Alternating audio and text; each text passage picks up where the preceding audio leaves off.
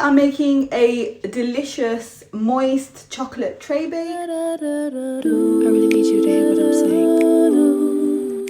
So the first thing we're going to do today is boil some water in the kettle. So you know we need 200 grams of warm water. So we're going to boil the kettle first, so by the time we use the water it's cooled down enough to the temperature that we need to use it at. So let's do that first. Some water in your kettle and just put it on to boil. This is a tray that I'm going to use. I'm going to use a foil tray, which is probably roughly about 10 to 11 inches in length.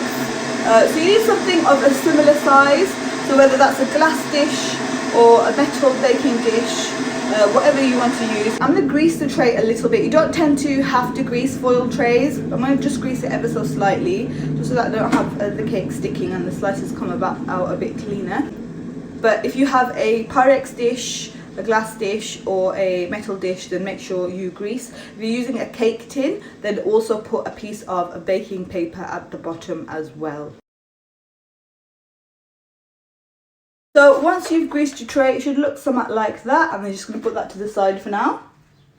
We'll preheat our ovens now. So we're going to bake this at a fairly low temperature, just so that it bakes quite evenly, okay, at gas mark 3, which is 170 if you don't have a fan oven, but if you have a fan assisted oven, that is 150 fan, okay. And then we're going to weigh out our dry ingredients first. So what I'm going to do is get my large mixing bowl, put that on my scale, okay. So we're going to get a sieve and we're going to put it onto the bowl. And we're going to put a scale on. We're going to start off by weighing in our plain flour first. Okay, so we need 200 grams of plain flour. So slowly add in your plain flour until you reach 200 grams. Put your scale back on 0. We're going to add in our cocoa powder. So add your cocoa powder in bit by bit, straight into the sieve as well, until you reach 70 grams.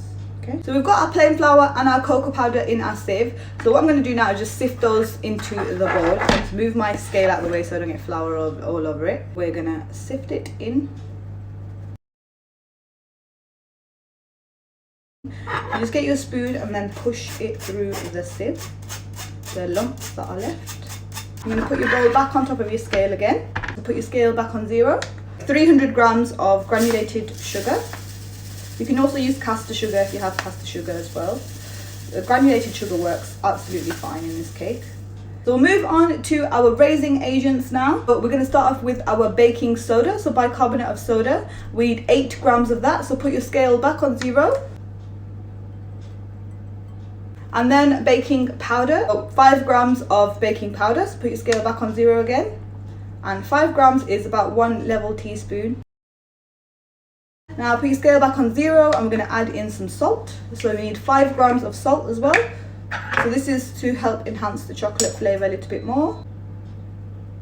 And that is all our dry ingredients in our bowl. We're just going to get a regular normal hand whisk and we're going to whisk those together until they're all combined, okay? So until everything is nice and incorporated.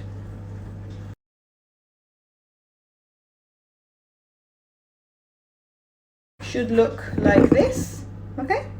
So we're just going to put that bowl to the side now. We're done with that for now, and I'm just going to use a measuring jug for this. You can use another bowl, okay, instead. I've got my measuring jug on top of my scale, and the first wet ingredient we're going to add is our vegetable oil. So put your scale on 0. We need 60 grams of vegetable oil. The next thing we're going to add in is some buttermilk. Put your scale on 0, 180 grams of buttermilk that we need for this recipe. So just add it in slowly until you reach 180. So once you've got your vegetable oil and your buttermilk in there, we're going to go in with our eggs. Okay, so we need 3 large eggs for this recipe. So we're adding in 3 larger eggs directly to our wet ingredient. And that's our wet ingredients. So what I'm going to do is I'm going to take the same whisk that I used to whisk the dry ingredients. Don't worry too much about that cocoa powder on there. And then give it a good whisk to combine all those wet ingredients together. Give it a good mix. So that's our wet ingredients done and our dry ingredients done. Now all we need to do is combine the two together. So you want to go ahead and add in your wet ingredients to your dry ingredients. And then we're going to give that a whisk together to combine everything together, okay? Now it will be a little bit lumpy, But don't worry too much about that, because when we add the hot water in, that will sort all that out, okay? So it might be a little bit dry and a little bit lumpy. We're just going to mix it until it's mostly incorporated, and then we're going to add in our hot water and then make it nice and smooth, okay? So it should kind of look a bit like a brownie batter now, a bit sludgy, a bit thick, and that's what we're looking for. Don't mix it in completely, because we don't want to overmix the flour or overwork the flour. So I'm going to put my scale back underneath my bowl now. And remember the kettle that we boiled right at the beginning? That's where that's going to come in handy now. And we're going to weigh in 200 grams of hot water, okay?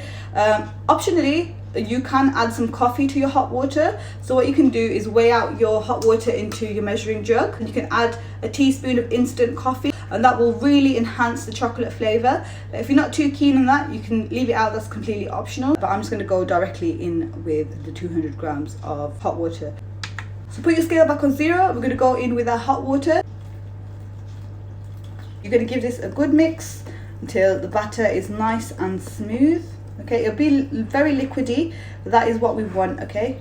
So it will start to get air bubbles in there because the baking powder will start to activate. So don't think those are lumps, those are actually air bubbles. So we want to get this in the oven as soon as possible now. So as soon as you've mixed those in together, it should look like this, like melted chocolate basically.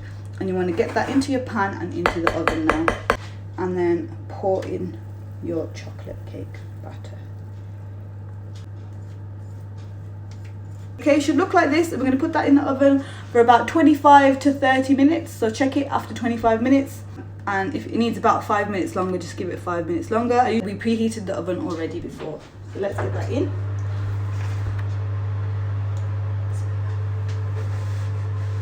And then we'll move on to making the frosting. Now I'm going to do this in a microwave. This is why I'm using a heat-proof bowl. I'm just going to break my chocolate directly into the bowl and put the cream in there as well.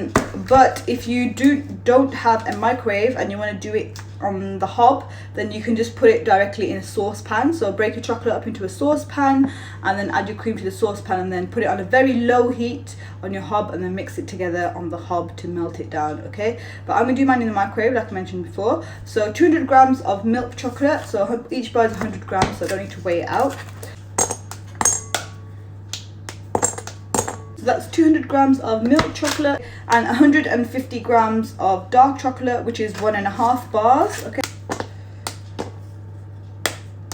So this part of mine is 300 milliliters already, so I don't need to weigh it out. I'm just going to add all of it in. If you have a bigger pot of cream, you want to weigh in your cream, okay? So it's 300 milliliters or 300 grams even of double cream, okay? So add that all in. I'm going to do mine in short bursts in the microwave, okay? I'm going to mix it in between, so I'll probably heat it up for about a minute to start with. Give it a good mix, then every 40-30 seconds I will take it out and mix it in between until everything is nice and melted and the ganache is nice and combined.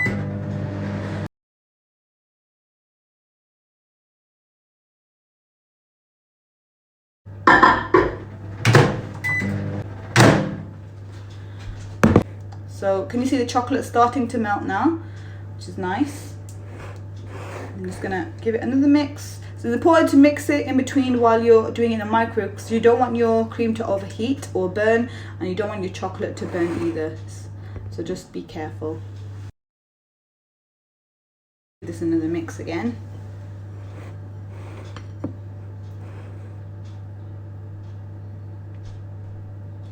So if you can see, it's starting to melt.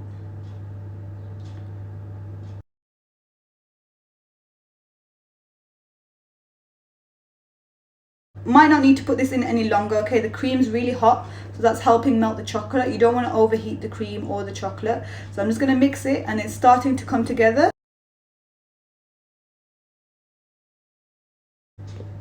So can you see my ganache has come together now, okay? So it should look like this. So it should be nice and glossy, like a thick sauce, and it'll thicken up as it cools down. So that will cool down and then solidify a bit more into a more spreadable consistency. Once your cake is baked completely, you want to take it out of the oven and you want to let it cool completely, okay? Then you want to get your ganache that should be set by then and pour it on top of your cake, your cooled cake, and then spread it out nice and evenly. And then you can either decorate it with some chocolate sprinkles or some chocolate shavings.